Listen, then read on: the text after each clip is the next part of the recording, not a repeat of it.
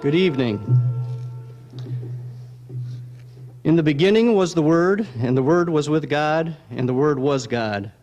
The same was in the beginning with God. All things were made by him, and without him was not anything made that was made. In him was life, and the life was the light of men. And the light shineth in darkness, and the darkness comprehended it not. He was in the world, and the world was made by him, and the world knew him not. He came unto his own, and his own received him not. But as many as received him, to them gave he power to become the sons of God, even to them that believe on his name, which were born not of blood, nor of the will of the flesh, nor of the will of man, but of God. And the Word was made flesh, and dwelt among us, and we beheld his glory, the glory as of the only begotten of the Father, full of grace and truth. Reading from John chapter 1. And we are delighted. Welcome, ladies, gentlemen, and honored guests. We are so pleased that you could be with us tonight. We've anticipated this evening for many months, and we are delighted for your attendance. The evening events are co-sponsored by the Institute for Renaissance and Reformation Biblical Studies of Stone Mountain, Georgia, and the Institute for Biblical Textual Studies of Grand Rapids, Michigan. Both organizations are 501c3 nonprofit entities. Both are concerned with the education of the Christian public with regards to the validity of the traditional texts of the Bible, biblical criticism, and ancient texts. Our lecturer this evening is Dr. Theodore P. Letis. I have known Ted for over 20 years. He is a rigorous and dedicated scholar. Ted has been a steady champion of the faith in all the years I've known him. We first met through Dr. David Otis Fuller when Ted was a budding master's student at Westminster Theological Seminary in Philadelphia. We became better acquainted through conferences and collaborating on publishing projects as he completed his master's work at Emory. Later, he was my personal tour guide when I visited him during his doctoral studies at Edinburgh. And by the way, no one has had a better personal guide through church history in England. Dr. Theodore P. Letis is the director of the Institute for Renaissance and Reformation Biblical Studies.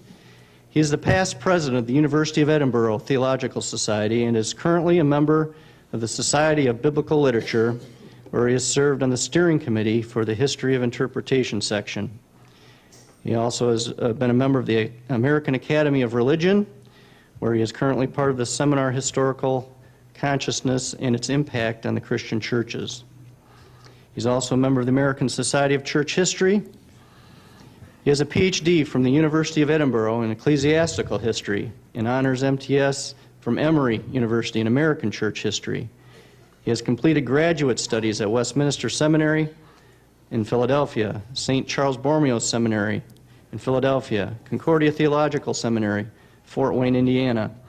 He also holds the BA degree in Biblical Studies and History from Evangel College, with additional undergraduate studies completed at Southwest Missouri State University. He has authored and edited several books, including The Majority Text, Essays and Reviews in the Continuing Debate, and the Ecclesiastical Text, Text Criticism, Biblical Authority, in the Popular Mind, 2nd edition, 2000. Ted has also had a very active lecturing schedule throughout his career.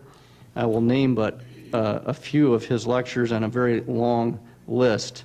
He has lectured before the Evangelical Theological Society, presenting his paper B.B. Warfield's Common Sense Philosophy and New Testament Criticism. He has also lectured before the Scottish University's Ecclesiastical History Conference, the Theological University in Campen, and to the English and Medieval Studies Department at Trinity College, Dublin, and finally to the annual international meeting of the Society of Biblical Literature in Berlin, Germany last year. It is my pleasure to present Dr. Theodore P. Letis. Thanks, Russ. Thank you very much. Thank you for coming out this evening, all of you. And these are bleak days we're living in when there's a downward slide in any number of areas, particularly in the academic and publishing world, even in the world of journalism. We read about people committing plagiarism. It just seems the standards are in rapid decline at the moment. So for people to be interested in archaeology and manuscript evidence and the transmission of the Bible is very heartening, and I'm pleased that you took your weekend time out to come and be with us this evening to help us to talk about manuscript evidences and the transmission of the text of the Bible. The name of our institute is the Institute for Renaissance and Reformation Biblical Studies, and it's because we feel like while the Renaissance and the Reformation eras were not necessarily absolutely golden eras, they were extraordinarily important in the flow and the history of Western civilization. It's when the Bible itself became a driving force to cause the rank and the file to become literate. People wanted to learn how to read so they could read the Bible. And the Protestant notion of the priesthood of all believers is also a very important principle that our institute would like to see encouraged and promoted as much as possible. And so, to that end, we have a book table out there that we hope that you will take the pains to survey before you leave this evening, because many of the titles on that table will help to further elucidate what might well be a very provocative lecture for you tonight. So please do go by there and look at the sources and the materials. Now, we just got done touring the Dead Sea Scrolls, or fragments of them, and so our sensibilities have all been electrified, and we're thinking about texts, and we're thinking about communities out in the desert storing manuscripts, and what's entailed in the writing and the copying and scriptoria, preserving and transmitting manuscripts. Howbeit, we're not going to say much about the Old Testament. Consider your visit to Qumran tonight and the Dead Sea Scrolls your dose of Old Testament studies. Now we're going to pass from the intertestamental period into the New Testament, because our theme, the quest for the historical text, has to do with a parallel movement within New Testament studies called the quest for the historical Jesus. And the relationship between the higher critical pinnacle of historical criticism, which we know as the quest for the historical Jesus, and its relationship to another discipline known as lower criticism, or textual criticism. Is there any relationship between lower textual criticism and higher criticism?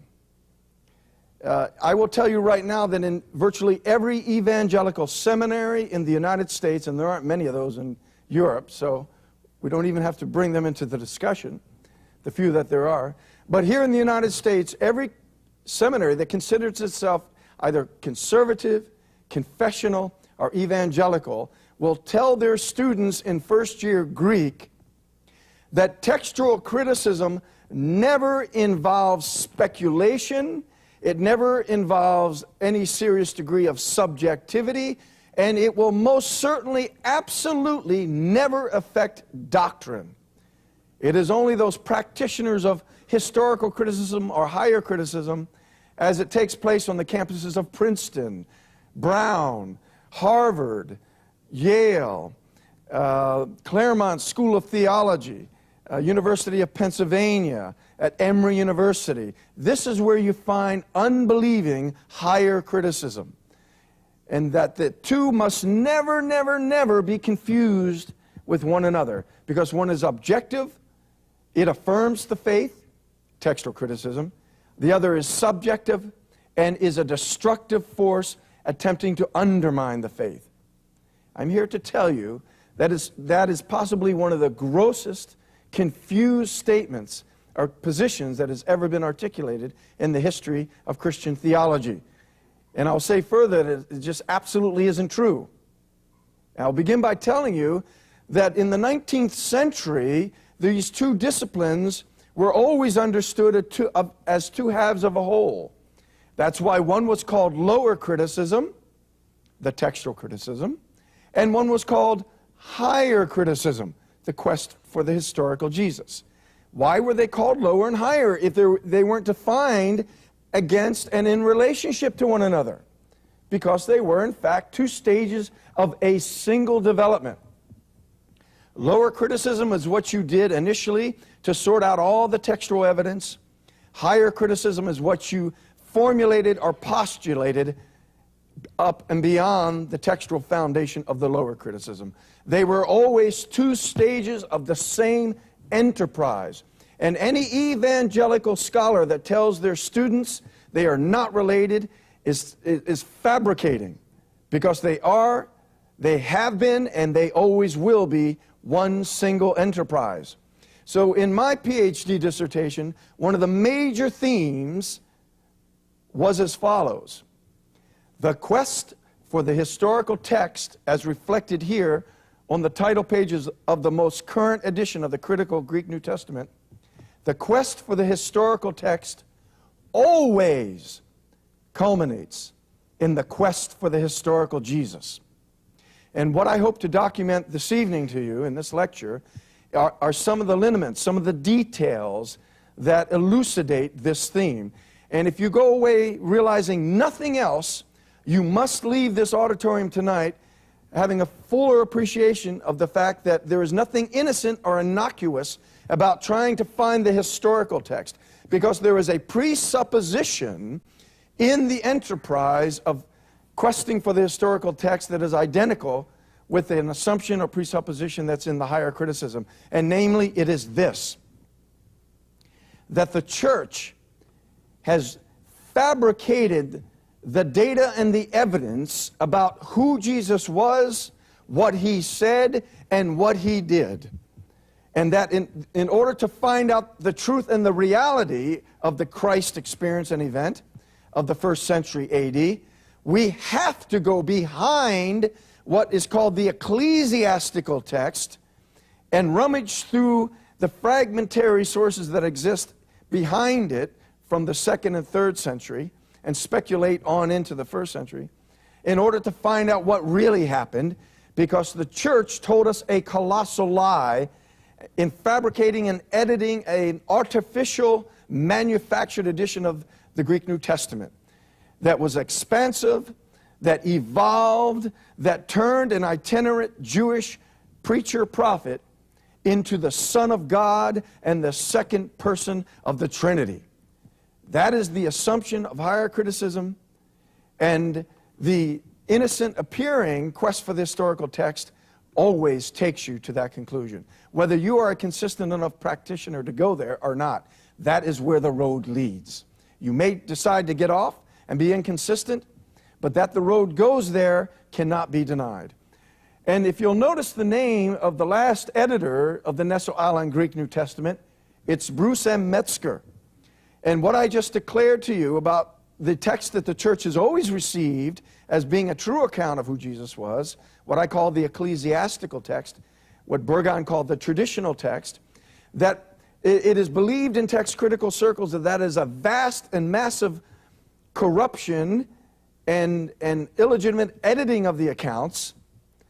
Metzger himself admits in the very title of his handbook that every seminary student in the United States reads when they begin to tackle the subject of text criticism.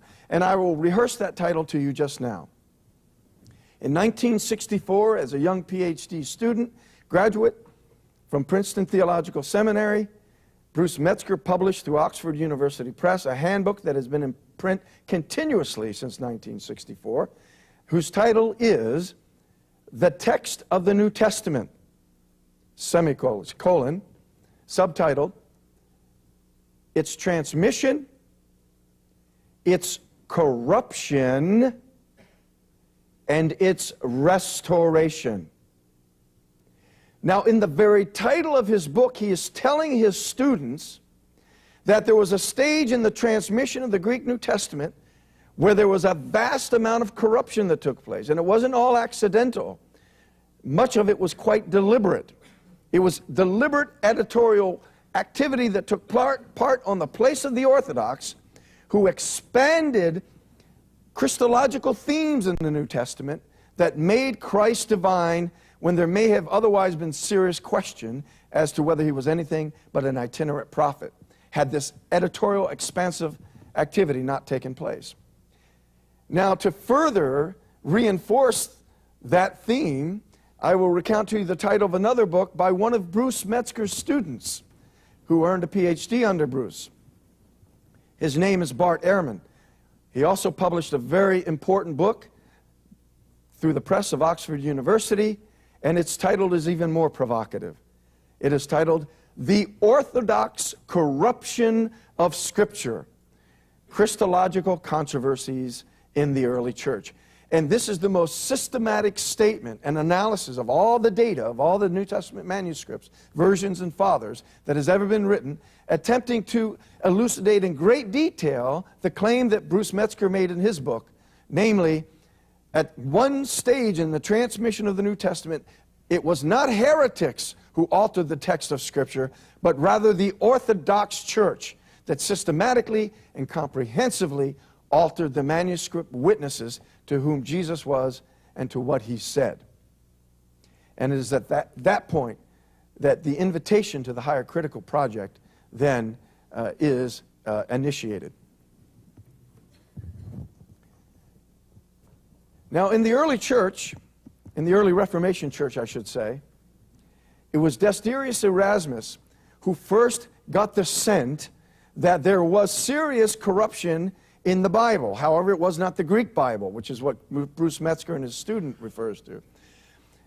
Erasmus discovered Lorenzo Valla's Annotationes on the Latin Vulgate Bible accidentally in a library as a handwritten manuscript, where Lorenzo Valla had listed all the divergencies in the Latin Bible from the Greek manuscripts that were flooding into Europe by that time because of the fall of Constantinople in 1453.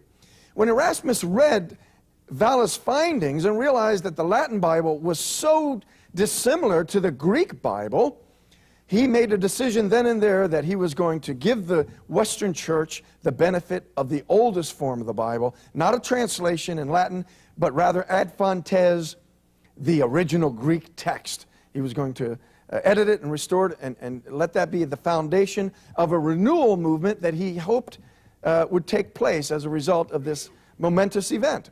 And he did just that. But in comparing all of his Greek witnesses, after having taught himself the Greek language, after comparing all the manuscripts, he discovered that he could not find any Greek witnesses for the so-called three heavenly witnesses in the first epistle of John, chapter 5, verse 7 and 8. And so in his first edition, he made an assumption that the Latin church, who everyone by that time knew had forged documents all over the place, the most celebrated one was the donation of Constantine, of course. Erasmus sensed that since he couldn't find the three heavenly witnesses in any Greek manuscripts, this too must have been a corruption on the part of the Latin church to fend off the challenge of the Arians in the early 4th century. So he left it out. He received a tremendous amount of criticism. There were threats from Spain to have his Greek New Testament and himself burnt at the stake. So it was actually an opportune development that a Roman Catholic English scholar by the name of Edward Lee brought to Erasmus's attention that there was a Greek codex that had the three heavenly witnesses in it. And this was a very opportune development from Erasmus's standpoint, because it meant he could put the verse back in and forego his being burned at the stake. So in his third edition, he put the three heavenly witnesses back in. But in his annotations, he continued to suggest serious doubt about whether they were authentic. And I will tell you further that in my PhD research, I discovered that Erasmus had very grave and serious misgivings about the notion of the Trinity. He believed that as a theological development, as a concept, that it was an afterthought, it was a construct that came out of the theological weavings of the church under the influence of Hellenism, and that it was not a teaching of the earliest expression of Christianity. He went on to make clear in many of his writings that he did not like the Nicene Creed because he felt it expressed this late developmental understanding of who Jesus was. Erasmus liked the Apostles' Creed And he believed that that was the definitive confessional statement that the church should begin a new renewal movement in order to get back to her moorings, to get back to her roots, and to exclude the corruptions of late medieval scholasticism. Now, he obviously had to be very coy, had to be very clever, and be very quiet about these ideas, because they certainly would get him, get the attention of the Inquisition. And in fact, he was called up before the Inquisition and had to defend his orthodoxy, wherein he said, no matter what I have ever said, let it be known that if the magisterium of the church determines that I am in error on these points, I will submit to the teaching of the church on those points. And that's, of course, how he could assert one thing on one hand and assert something else on the other. But all of the data that he compiled against the Trinity in his works caught the interest of another renegade scholar by the name of Servetus. Servetus actually attempted to make contact with Erasmus and share notes with him, because he was going in the same direction as Erasmus, only Servetus lacked the wisdom and the good judgment to be, shall we say, discreet about his ideas. He was a radical, and he wanted to have an impact on the church with his ideas, and actually published and promoted the idea that the doctrine of the Trinity was a profound error. Erasmus deferred making any contact with Servetus. He said, thank you, but no thanks, and the meeting never took place. But there was an attempt for there to be a conference between the two of them. Now, after Erasmus's demise, his annotations were the first critical approach to the development of the discipline of text criticism that anybody would ever read in the history of the early modern church. That is, his was the beginning of critical biblical criticism. Not his text. His text, very uncreatively, merely reproduced the consensus of the Greek Orthodox Church, and made no attempt to reconstruct something better or more clever. He accepted the standard of the Greek Orthodox Church. But in his annotationes, he had some very radical ideas. In fact, people don't realize that he was aware of many of the major variants that Codex Vaticanus had, because he had a close friend in the Vatican Library. But any scholar who began to investigate the idea of the Trinity, or wanted to delve into the notion of the variations in the Greek New Testament, would go to Erasmus's Annotationes first. And there they would find all of Erasmus's misgivings about the Trinity. We move up now to the 17th century, and the gentleman we see on the screen at the moment. This is the famous Sir Isaac Newton, the founder of the modern discipline of physics, a devout believer all of his life, and a man who gave up all interest in physics for the last 40 years of his life and devoted himself to writing theological treatises, particularly dealing with things like eschatology. But one of the subjects that he addressed that very few people know about is the discipline of text criticism. He read Erasmus's annotations and read Erasmus's misgivings about the Trinity, and began to rummage through all the evidence, and suddenly realized that the New Testament was not as clear on the Trinity as it might be once it was shed of the three heavenly witnesses. So he wanted to do what Erasmus was afraid of doing, and composed an entire treatise titled Two Notable Corruptions of the Scripture. And I actually have brought along with me a photograph of the manuscript first page of this publication at the hands, in the very handwriting of Sir Isaac Newton himself. This is the manuscript that's in the Bodleian Library, and at the top of it, it reads, "An historical account of two notable corruptions of Scripture in a letter to a friend." And the two notable corruptions were the three heavenly witnesses. These three are one. The Father, the Word, and the Spirit. The other notable corruption was 1 Timothy 3:16, which he believed had been corrupted and made to read God was manifest in the flesh, instead of the original reading as he believed it to be, who was manifest in the flesh. And he wrote an entire treatise, and he sent it to a French radical critic by the name of Leclerc in Amsterdam to be published in a new radical journal, but it would be published in French anonymously, because the irony of Sir Isaac Newton, who was then openly denying the Trinity, holding down a teaching post at Trinity College, Cambridge, would be much more than most people could bear. And so he wanted to make sure that if it was published in French, and his name would not be attached to it. He almost had a nervous breakdown worrying about this, because to be anti-Trinitarian in 17th century England meant you could not indeed hold a post at any university. And in fact, you would be pushed to the margins of society. But to give you an idea of some of Isaac Newton's rationale about this, I'm going to read to you from an essay I've written on this subject, a little bit here. Newton has traditionally been invoked by the faithful as perhaps the greatest luminary ever to grace the Christian religion with his allegiance. It was a surprise to learn, therefore, some years after his death, that, quote, privately, he denied the doctrine of the Trinity and the deity of Christ as both unintelligible and unscriptural, unquote. This was revealed when an unpublished manuscript by Newton was discovered. It was a treatise devoted specifically to proving the spuriousness of the Coma Johanneum, the three heavenly witnesses, and the Orthodox variant at 1 Timothy 3:16. This was highlighted in his work and a historical account of two notable corruptions of the Scripture in a letter to a friend, published around, or written, I should say, around 1687, 1690. We're not absolutely certain what day it was.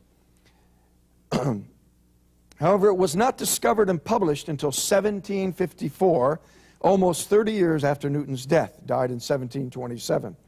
One biographer calls this Newton's, quote, most important theological tract, unquote.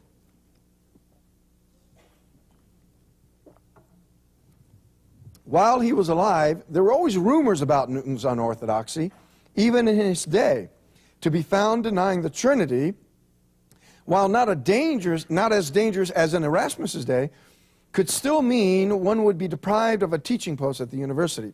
At worst, one might face imprisonment. This explains why it was Newton's original purpose to have the work published anonymously in the French language. Then, if all went well, he would also have it published in English.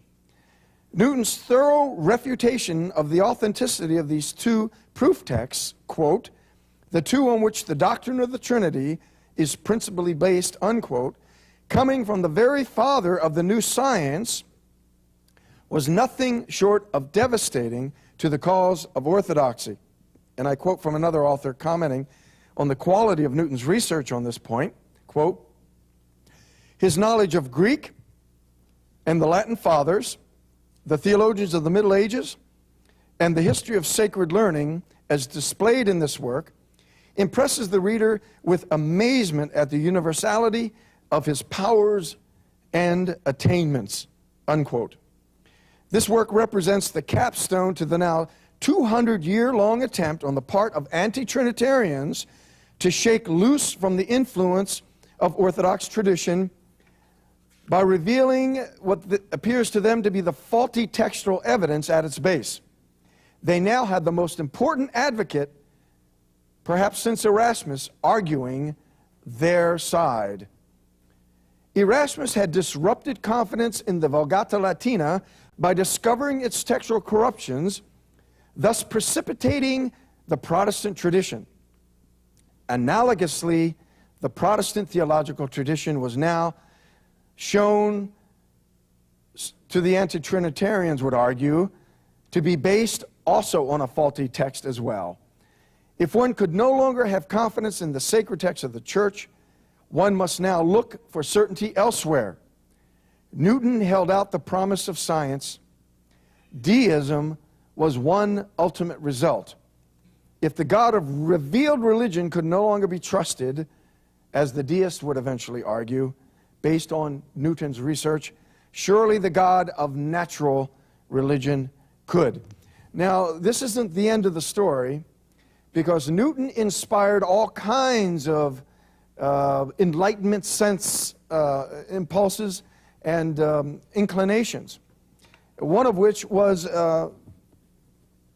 expressed in an argument that Anthony Collins put to the Orthodox in his day, that there were over 30,000 textual variants in the Greek New Testament, and therefore how could anybody in his right mind believe that the text had been verbally inspired? And so this was a serious crisis for the doctrine of verbal inspiration. And I will quote again from this essay. Collins, a deist who had been influenced by Isaac Newton, demanded to know, based on the collection of variants by the text critic John Mill, who was Orthodox, by the way, how 30,000 variants could exist in a document divinely inspired by verbal dictation. Well, this obviously caused a furor of doubt and confusion amongst evangelicals and conservatives in the Church of England. And so a champion came forward to answer Anthony Collins. And this is a very important episode in the history of textual criticism, because Richard Bentley, who was Orthodox, his reply to Anthony Collins has been echoed over and over and over again by the Orthodox right down to the present day, and namely that no matter how many textual variants there are, none of them ever affects doctrine. And that was the essence of Bentley's response. Here's his challenge and counter-charge to Collins. He says, quote, "Make your 30,000 textual variants, as many or more, if numbers of copies can be reached to that sum. All the better to a knowing and serious reader, who is thereby more richly furnished to select what he sees genuine. But even put them into the hands of a knave or a fool, and yet with the most sinistrous and absurd choice, he shall not extinguish the light of any one chapter, nor so disguise Christianity, but that every feature of it will still be the same." Unquote. Now, when I mentioned to you earlier in my opening remarks that every evangelical seminary in the United States teaches their students that textual criticism never affects doctrine, this is where they got that notion. They got it from Richard Bentley in reply to Anthony Collins. However, Richard Bentley himself knew that this was a disingenuous response, because he knew that Isaac Newton was an anti-Trinitarian, and he knew that if Newton himself had been affected by textual variation to an extent that he actually gave up the Trinity, as smart as he was, then perhaps textual criticism and textual variants had more virulent challenge to the faith of inspiration than Bentley was willing to admit. Well, you see that what Erasmus started now is beginning to snowball. I show you here the instruments of another scientist, another 100 years later down the line from the 18th century. These are the actual instruments of Joseph Priestley, who's attributed with having discovered the gas of oxygen. One of the most learned men of all of the 18th century, but, however, who also was an anti-Trinitarian. Priestley also began his study, his critical study of the Greek New Testament by reading the annotations of Erasmus, and once again was put on the scent of the fact that there was some serious doubt about the three heavenly witnesses. And by the time he got done his text critical work, he had gone much further than Newton. Newton had denied 1 Timothy 3:16. He had denied the three heavenly witnesses. But Priestley had given up the virgin birth. And his rationale for giving up the virgin birth in the Gospel of Matthew, in the first chapter of Matthew, was based on the evidence found in the debate surrounding the three heavenly witnesses. And I will give you his own account, his own autobiographical account, of how he came to disbelieve that Christ was virginally conceived based on textual variation. Joseph Priestley, quote, "There is one particular subject on which I have much enlarged in this treatise, and about which I had no intention to write at all when I began to collect materials for it. It is the miraculous conception of Jesus, concerning which I had not at that time entertained any doubt, though I well knew that several very eminent and learned Christians of ancient and modern times had disbelieved it. The case was that in perusing the early Christian writers with a view to collect all opinions concerning Christ, I found so much on this subject that I could not help giving particular attention to it. And it being impossible not to be struck with the absurdity of their reasoning about it, those who were defending the virgin birth, I was by degrees led to think whether anything better could be said in proof of the fact. And at length, my collections and speculations grew to the size that is now before the reader. And he goes on to give his reasons why he believed the virgin birth was an afterthought added to the Gospel of Matthew. His argument is that the original Gospel of Matthew was written in Hebrew, of which there is patristic evidence. There was an early Hebrew edition of Matthew. And that in the Hebrew edition of Matthew, that some early church fathers acknowledged that the opening chapter of our Greek Matthew was not present, and therefore there was no affirmation of the virgin birth. And on that basis, though he believed in the virgin birth, up to that point, gave it up. But the clincher for him was the evidence that Erasmus had provided and Isaac Newton had provided on the three heavenly witnesses. And I will quote one more short paragraph from Priestley acknowledging this. And I quote, "The famous verse 1 John 5:7 concerning the three that bear record in heaven has been sufficiently proved to have come into the epistle in this unauthorized manner. And had it been done in an early period, there would have appeared no more reason to have suspected the genuineness of it than there now does that of the introduction to the Gospels of Matthew and Luke." So he's using that as a paradigm. If we look at how the three heavenly witnesses were introduced into the text, we can then understand how the virgin birth may have been introduced into the text late. And you can begin to see how this quick scan, panoramic scan down through the history of text criticism, bears out what Metzger believes happened. All of these scholars are saying there was a point at which these teachings were illegitimately brought into the text by scribes with undue imaginative editorial activity. And so when Metzger talks about the text of the New Testament, its transmission, its corruption, and its restoration, that corruption is what Priestley is talking about. The adding the doctrine of the Trinity, and now the virgin birth and the deity of Christ. This is the nature of the corruption that Metzger is talking about, that Newton thought that he had discovered, and that Priestley thought that he had discovered. And it all began with the innocent questioning of the legitimacy of the three heavenly witnesses on the part of Erasmus. Now, all of this finally came to fruition. All of this is being done, shall we say, behind the scenes, because the average layman and even the average clergyman doesn't know hardly anything about these controversies and these debates. You know, if they don't read Erasmus's annotations, if they don't read Isaac Newton's treatise, which didn't come out until many, many years after he was dead, and by the time Priestley comes along, Unitarianism is a massive movement in Britain in the 18th century. And so the Orthodox don't read Priestley because he's a heretic.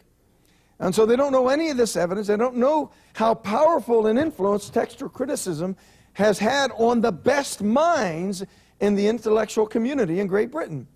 They just keep reading the authorized version. And they just keep reading the Textus Receptus. And as a result, they stay intact, and orthodoxy has been preserved until this momentous publishing event of 1881. In 1881, when Westcott and Hort brought their Greek New Testament into the revision committee for the revised version, one of the decisions that the committee made is that a Unitarian would be part of the revision committee. Because for nearly 200 years since Isaac Newton's time, Unitarians had demanded that the Bible be revised so it would reflect the earliest evidence, which would thereby vindicate the truth of Unitarianism, as far as they were concerned. That not only had the Roman Catholic Church corrupted doctrine by adding the Mary's Assumption, that Mary was perfect and sinless, that we should pray to the saints, that there was a purgatory, that the Pope was in fact the infallible head of the church. Not only were these corruptions, but there were actual corruptions that had been brought into the text itself, the Unitarians argued, and one of them was the Trinity, and Priestley eventually argued also the virgin birth. This would be the publishing event that would finally allow all of this evidence to trickle down to the entire Orthodox Church, first in Britain and then in America. Because this is the first time in history that an Orthodox church, the Church of England, accepted the judgments of Sir Isaac Newton and Joseph Priestley and produced an English Bible that was minus the Trinity in 1 John, minus the reference to God in 1 Timothy 3:16, and they kept the virgin birth in because there really wasn't any manuscript evidence for that, and it survived this particular publication. But now the debate was really heating up. And in the United States, the scholar who was responsible for making sure that this kind of evidence began to trickle down in the Orthodox communities in the United States was Benjamin Breckinridge Warfield, who took Westcott and Hort's theory hook, line, and sinker, almost childlike, without offering any criticism of them to speak of whatsoever. In fact, he published a handbook on textual criticism that was very nearly plagiarism. So completely had he replicated the theories of Westcott and Hort. But in his introductory material, he fulsomely made clear to everyone that there was very little originality here, that what I'm giving you are the arguments that I got secondhand from Westcott and Hort in Great Britain.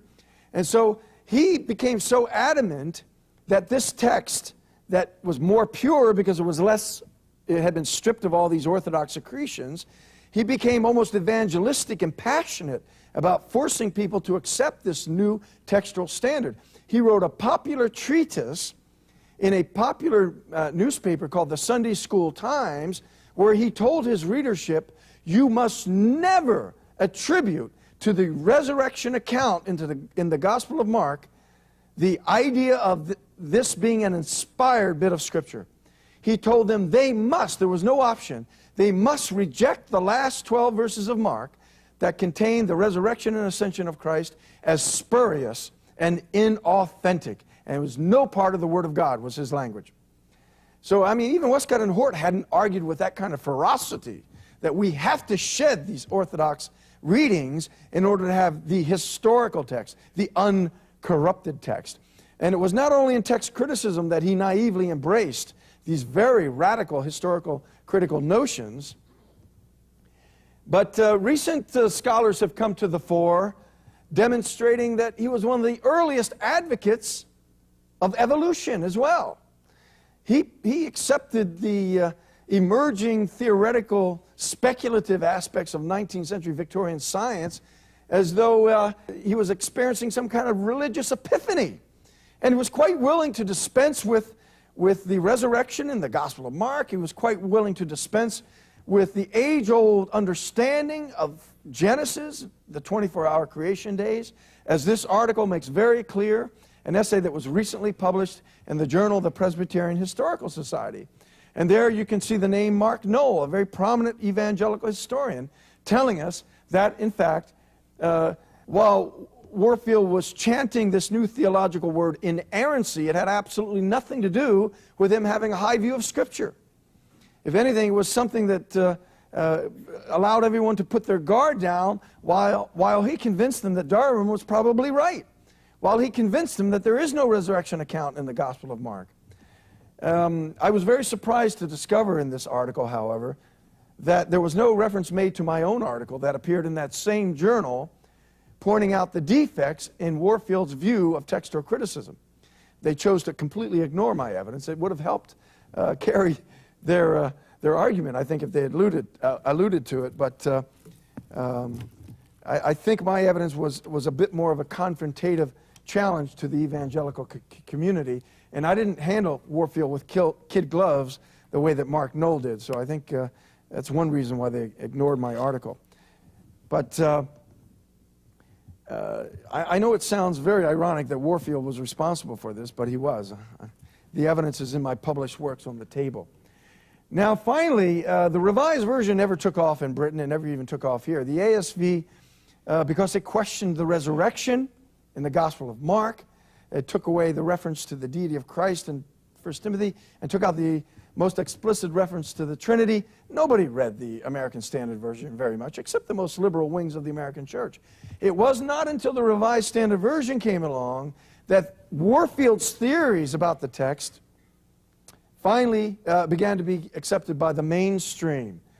But of course, this was the most radical English Bible that had been published up to date, because the revisers chose to dispense with the virgin birth, not in the Gospel of Matthew, sorry, this is a little fuzzy, but rather in Isaiah. They went right to the source of Matthew's misconception about the virgin birth, and they changed a very explicit reading in Isaiah 7:14 from, "Therefore the Lord himself will give you a sign." Instead of a young virgin conceiving, here we see it was just a young woman. Fits tongue and groove with what Priestley felt was the case. Fits tongue and groove with his theory that Matthew's assertion of the virgin birth was a late development, illegitimately interpolated into the text. And here also you can see, while most churchmen, by the way, didn't accept Warfield's decision about the necessity of jettisoning the resurrection in the Gospel of Mark, the revision committee of the Revised Version Revised Standard Version did. And here you can see the last sentence in the Gospel of Mark as it appeared in the original edition of the Revised Standard Version was, "For they were afraid," and there's no reference to an eyewitness appearance of Jesus' resurrection. It's been relegated to extraordinarily small type at the bottom of the page. And here they're telling the reader that this is an illegitimate account.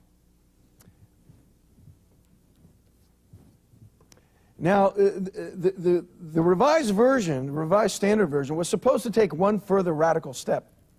It was supposed to become inclusive in the 80s, the late 80s. And there were those who were very concerned that the Revised Standard Version reflect a kind of egalitarianism and do away with patriarchy.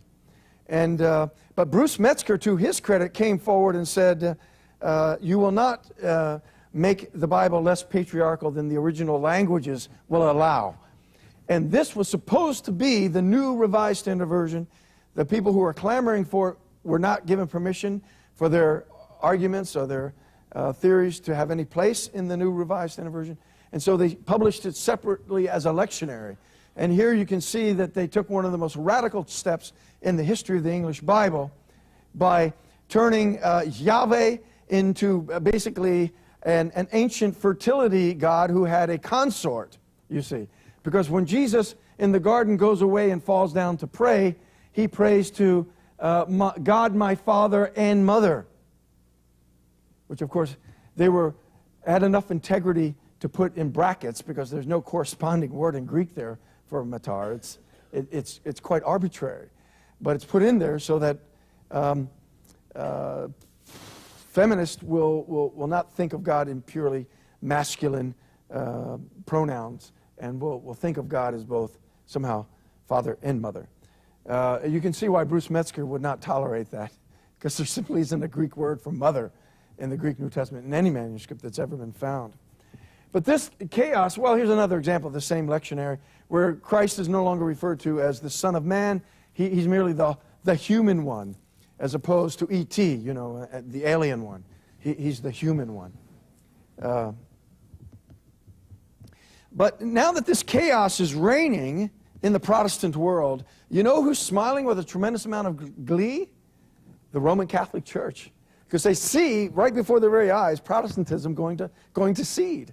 And so if you turn to, not the current, but the previous edition of the Catholic Encyclopedia, under the heading The Bible, when they get to the Protestant Bible, they have taken the pains to show you how chaotic and full of anarchy the ranks of Protestantism has become with regard to the English Bible. Because you'll see here it says, private versions. it says, it is less well known that a number of versions of the Bible or the New Testament, notable parts of them, were made independently of the official public versions, as the RSV, RV, RSV, NEB. And the following account includes all such versions made in the British Isles, to the number of 81. So this isn't even the very, very modern versions. These are all the independent versions, and you see they prominently put the most dominant Protestant Bible there ever was, the Authorized Version, as their benchmark. And then they say this independent Protestant spirit has resulted in 81 different private versions. And if you look this article up, you'll see that many of them, as it says right here, are Unitarian. And their point is that Protestantism is going to cede. I mean, that's a portion of them. If you turn the page, and then there's another entire column of them. And that's a powerful rhetorical statement. Where is Protestantism Scripture? Where is this chaos leading? Where is it taking us? And certainly it's a powerful point, but it seems to have no real effect on evangelicalism, because they just keep producing more eccentric editions of Scripture. And so Rupert Murdoch knows a good thing when he sees it. He discovered a small regional publishing house, a little ethnic religious publishing house in Grand Rapids, Michigan, called Zondervan. And he saw that there were all kinds of prophets forecast, because they had their sights set on producing a contemporary English Bible that would gain monopolistic status in the community that had the most dispensable income, namely middle-class evangelical Christians. And so he bought out this small little regional publishing house called Zondervan and proceeded to make it the dominant Bible of all times, and realized tremendous and considerable profits in the meantime. He's also the publisher of Sun newspaper, which any of you have been to Great Britain, I know you've not looked at that, because you know on page 3 there's a disrobed 20-something female from the waist up, and that's why most of the working class buy the Sun newspaper every morning before they go off to work, bricklaying or whatever they do. Rupert owns that newspaper as well as Zondervan's NIV, and he also, one of his publishing houses also publishes the Satanic Bible. So this is the crazy, topsy-turvy publishing world of the corporate modern English Bible enterprise. And Rupert Murdoch realized that if the inclusive language lectionaries out there, and if the New English Bible has produced an inclusive language edition, the NIV should have one. But he knew that the evangelicals would have a little problem with, denuding the Bible of its gender quality, masculine quality. And so when they released their first edition of their inclusive language NIV, they didn't release it here, they released it in Great Britain. And World Magazine, of course, exploded this as one great, massive conspiracy. And Zondervan backed down, and they said, okay, we won't do this since you guys are all upset. And then they went ahead and did it anyway.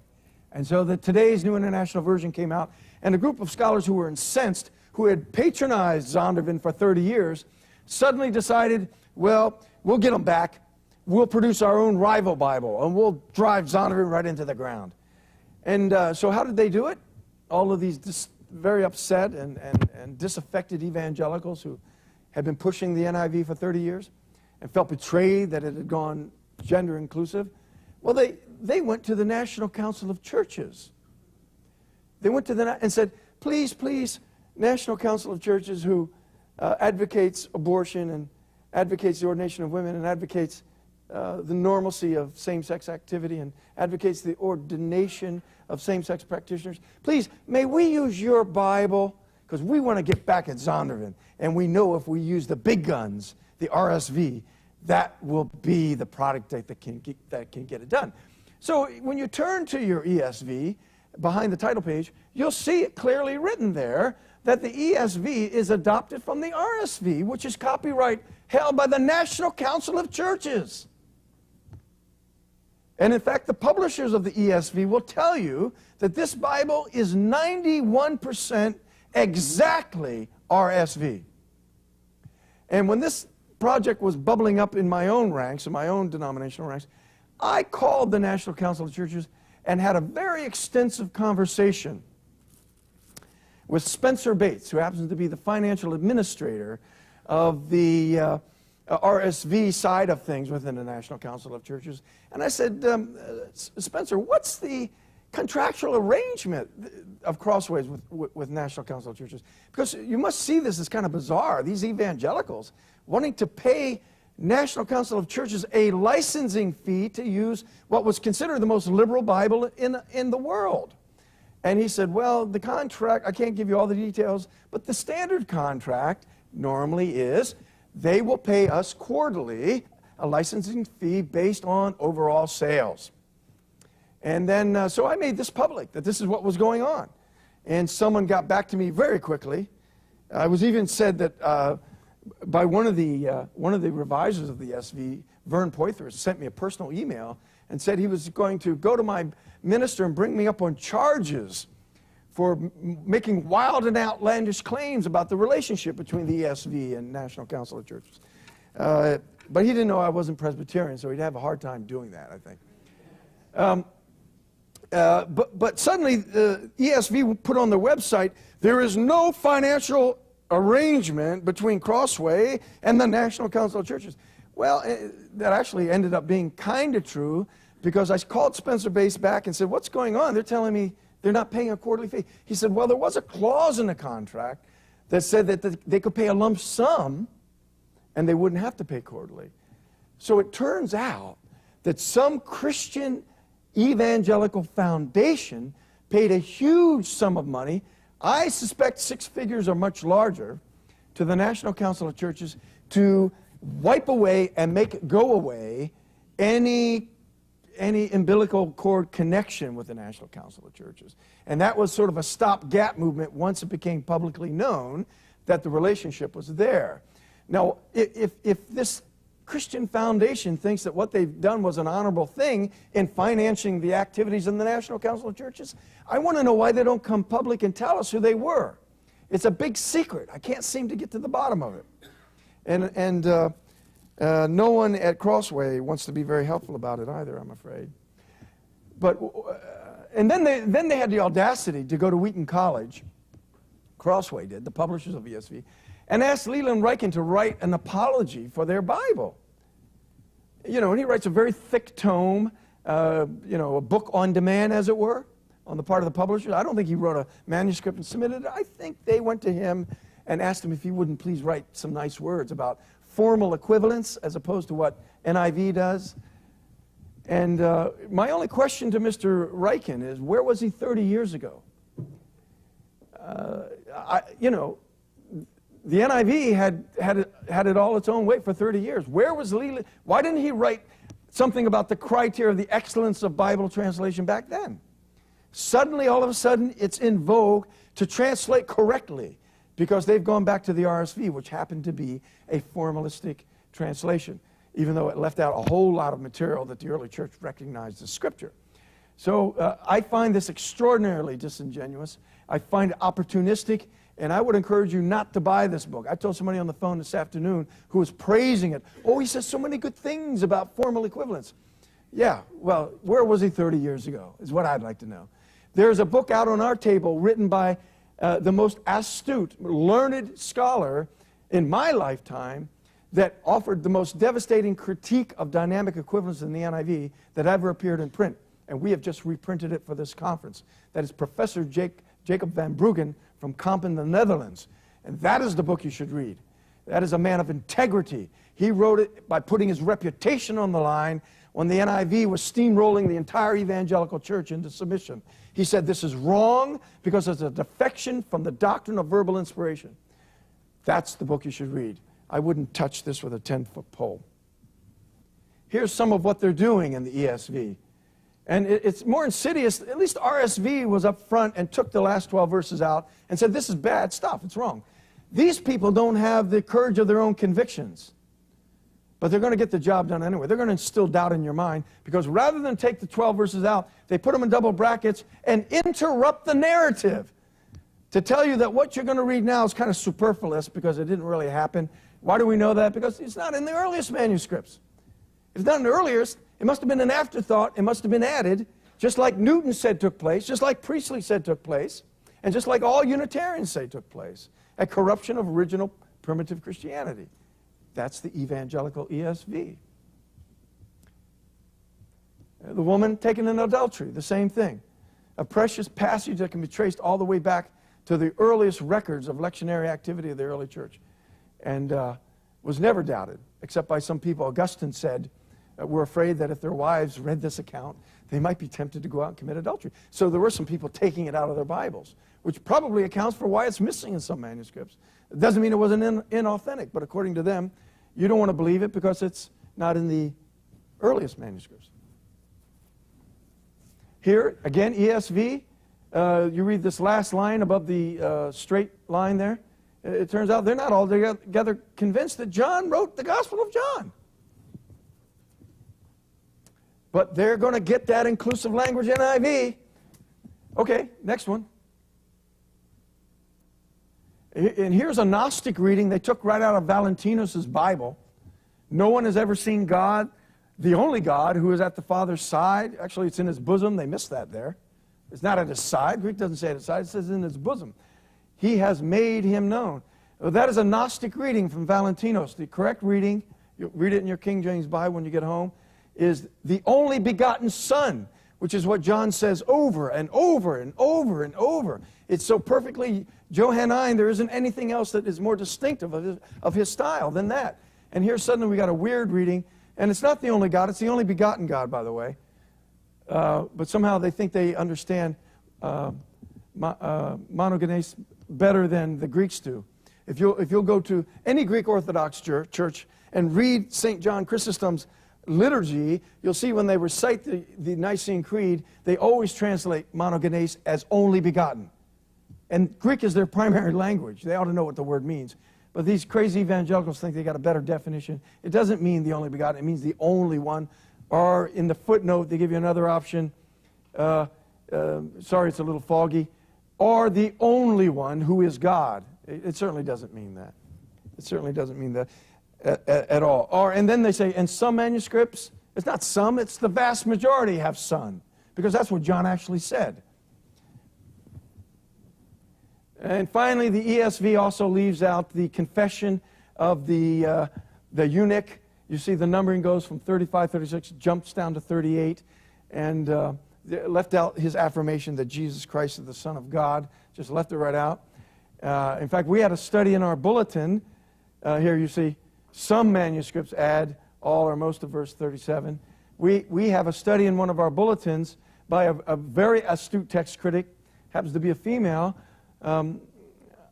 Heimerdinger, who wrote in French a superb study showing that this was in Luke's original account of the book of Acts. And we had it translated into English and published it in our bulletin. We'd be very happy to let you have access to that and the ESV translators for their next update of the ESV. Maybe they'll put it back in. I doubt it. And of course here they change Joseph and put in the word pater, father, and so they have Joseph being Jesus' father instead of distinguishing him from his mother by referring to him by his Christian name or his Jewish name. So it's his father and his mother rather than Joseph and his mother. And this has all kinds of implications because now not only did Joseph Priestley argue that the virgin birth never took place, but in this book by Jane Skaberg, she argues that Jesus was not virgin born either, that he was the illegitimate son of Joseph, as the ESV seems to affirm in that passage we just looked at. But that's not a bad thing, that's a good thing, because that means Jesus can identify with other marginalized people. There's another book that just came out that said not only was he illegitimate, look how sad he looks there. Oh, that's because he's fatherless. Not only did Joseph father Jesus, but then he abandoned him. That's what So Jesus is as sad. He's no longer the Son of God. He's the child of God. And he's sad because Joseph abandoned him and Mary, making him a single-parent child, without a fatherless, with no father to show him the way. So God became his father. It's gripping stuff, isn't it? It just happens to be a load of baloney. And finally, we have the Jesus Seminar on the heels of all this. The Jesus Seminar came along and said, look, we've had enough of these televangelists preaching for money and corrupting people. We're going to let them know that there's another side to the story. And we're going to take all this textual evidence that people have in their ivory towers, and we're going to popularize it, and we're going to start a seminar, and we're going to get the press to come in, and we're going to tell people, we're going to be honest about Jesus, and we're going to tell people that the text has been corrupted by the Orthodox. And so, you know, a whole series of books have come out of the Jesus Seminar, and they're going to tell you who Jesus really was after they cut through all of the extraneous material that the Orthodox Church brought into bear. And this is their final definitive work. This is called the Five Gospels. And, oh, wait a minute, 5? Where'd that other one come from? Well, it's the 5 Gospels because they think the early church didn't really recognize the value of that Gnostic gospel called the Gospel of Thomas. And so they have included with the 4 Gospels the Gospel of Thomas. And what they're going to give you is what Jesus really said, as opposed to the Bible that the church transmitted and that the martyrs died for. And they say here in their introduction that the first steps towards finding the historical Jesus, getting behind that church Bible, the ecclesiastical text, the first step is, and I quote, the search for the real Jesus begins with a modern critical edition of the Greek New Testament, and you build from there. So there is an affirmation from the Jesus Seminar that what I'm all about happens to be on target. You start with the critical text, and then you move on from there. So here, the second volume is going to tell us what Jesus really did, as opposed to what the church said he did. And here is the commentary on how they made their choices, how they voted on this thing. And the way they voted is very similar to the way Bruce Metzger and his committee voted on the UBS 4th edition of the Greek New Testament. But evangelicals are not to be left behind, because even though all the critical side of the academy wants to bring to the attention of the church all the negative evidence disavowing the supernatural elements in the New Testament by going back, digging up archaeological manuscript evidence that seems to reflect the church did corrupt the text according to the historical critical approach. Evangelicals are trying to keep pace with them. They too, in good Warfieldian measure, have accepted that the ecclesiastical text is corrupted by the church, but they're going to go searching for the historical text and the historical Jesus as well. And this is a silly book claiming that they found a 2nd century piece of papyrus that tells us something about Jesus, and it's much ado about nothing, I'm afraid. Finally, I'm going to end here by saying this is what you need to worry about. As long as the higher critical, historical critical practices and conclusions are confined to liberal seminaries and evangelical seminaries, it's impossible for them to have any effect on the rank and file of the church. But with the help of the corporate world, with the help of the Rupert Murdochs of the world, who take this chaos, this fragmentation, this flux that the academy is experiencing about the historical Jesus, based on the quest for the historical text, there's always a dollar to be made here. And as long as the text is in flux and in doubt, you can keep producing update after update after update and continue to have the coffers filled up to the brim. A bit like Tetzel when he tried to get the Sistine Chapel built. When one indulgence, giving forgiveness for something you did in the past, wasn't good enough, he upped the ante by selling indulgences that would get forgiveness before you committed the sin. And so the indulgence trade was a booming trade. until Martin Luther stepped in and did something about it. Now, I'm not so egomaniacal as to think I am a Martin Luther of the 21st century. But I'll tell you what, I'm as fed up with this nonsense as he was with the hawking of indulgences, the selling of the grace of God on the street corner. It's the corporate world that you've got to watch out for. And I would encourage every one of you to read this book, because it will tell you how the tentacles and the networks of the corporate world are not only controlling states and governments, but religious institutions and publishing houses as well. And I don't want to leave on a paranoid kind of overreactionary note, but so far as I can understand the way things are emerging, this is where your concern needs to be. As long as there is confusion and chaos in the religious academic world, there is going to be somebody who can make a buck about it. And that's what we're all being victimized by. And I'm hoping that some of this information was of some help to you. And let me conclude by saying that our purpose in being, as is Russ's organization, is to provide sound and reliable information on this subject so that you can equip yourself and inform yourself so that you can keep from being exploited in the religious publishing world. And you can stand up and know that, in fact, when Christ said that heaven and earth would pass away, but his word would not, that you can have absolute, unremitting confidence in the truth of that statement, knowing who it is that said it. Thank you very much for your attention. God bless you. And if we can be of any help to you, please get in touch with us. Thank you.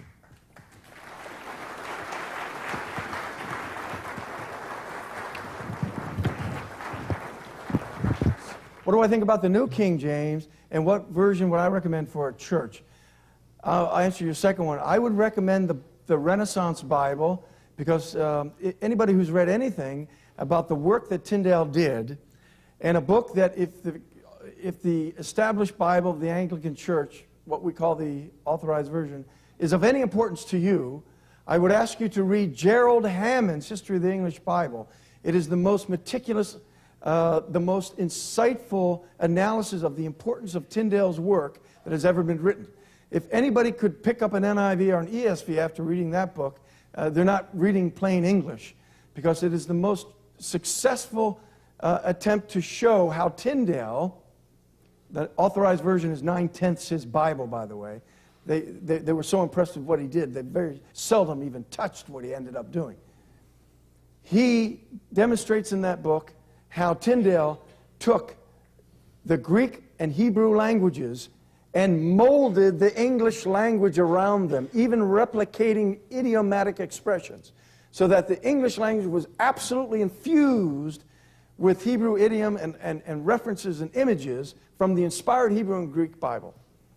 And today's approach is to take the English language and mold the Hebrew and Greek around our sloppy language, which causes us to think sloppily, and so remodify the faith according to our values and our interests, whether it be feminism, egalitarianism, or any number of ideologies.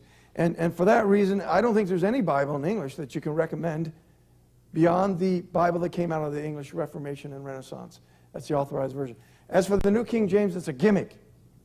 Yes, they use the TR in the New Testament, but that's like the lure on the end of the line. And it's another corporate entity whose Old Testament text is not based on the same form of the Hebrew Bible that the Authorized Version was based on. There are all kinds of faux pas in the translation.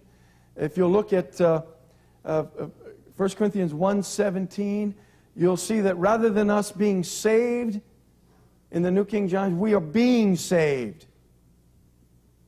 I'm not being saved. Maybe the translators of the New King James are. I'm not being saved. There are other problems. They never should have jettisoned second-person singular plural distinction, because the Greek and the Hebrew demand it. Only Elizabethan English can provide that. It's another corporate gimmick. Having said that, I will concede that it's the lesser of all evils.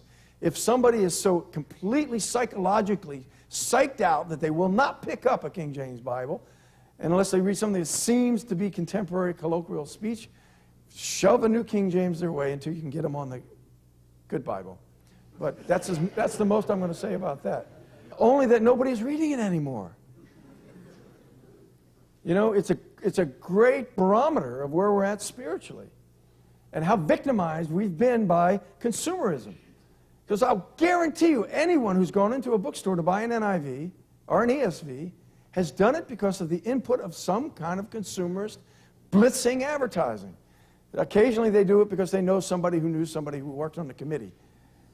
But we need to be good consumer advocates on this. We need to be good Protestants, the priesthood of all believers, and have a good thinking understanding of our faith and not be passive on this issue. I think most Christians think that Zondervan and Thomas Nelson are religious organizations because they publish the Bible. They aren't. They're cold, hard, profit-making entities. And mark my words, Crossways thought that they'd be immune to this because they are a non-profit publisher. But you watch and see if they have success with the ESV, see if they don't eventually change their status because so much revenue is coming in. The IRS will be breathing down their backs, and they'll have to change their status. I could be wrong. I'm not claiming to be a prophet, but look and see if something like that doesn't happen. Now, of course, there are archaisms. There are archaisms that can be updated in the Authorized Version, and I have no problem with that, and none of us should in principle. As a matter of fact, Cambridge University is updating the Authorized Version right now as we speak. Very modestly, and it remains to be seen what the end product will be, but if it is as conservative and modest as I'm thinking it may be, it could be something beneficial to the church, but we've got to wait and see. Yes, sir? What is your view of the majority text, and if you believe the TR is better, why? Yeah. The majority text is a published edition of that form of the Greek New Testament that the TR also was derived from, minus some Latin readings that Erasmus spliced into his TR edition because he believed that there was good and weighty reasons for why they should be included, believing that probably they were in the original Greek tradition and somehow in transmission were left out. None of them, by the way, are critical except for the three heavenly witnesses. And it really is one of the most controversial passages. But those people who advocate the majority text tend to be pretty good scholars. Maurice Robinson, I count a friend. But they also, almost to the man, happen to be Baptists. There is some exception to it. Jacob Van Bruggen is an advocate of the majority text, so far as I understand. He is Dutch Reformed. He is not Baptist. But most of them are Baptists, which means they have no theological connection or historical connection to the old Anglican Bible. Because Baptists, I'm going to alienate a lot of people here, but Baptists believe that they are restorationists. They are going back to the first century. And as a result, they have no emotional or religious ties or no traditional ties to the Authorized Version in the historical sense. I know fundamentalists do, but they don't view the King James Bible as the official Bible of the Anglican Church. Somehow it's a disconnected, contextless book. But it is, in fact, the established English Bible of the Church of England. So majority text advocates don't have any sort of, also no literary interest in the unparalleled quality of the English Bible of the Renaissance.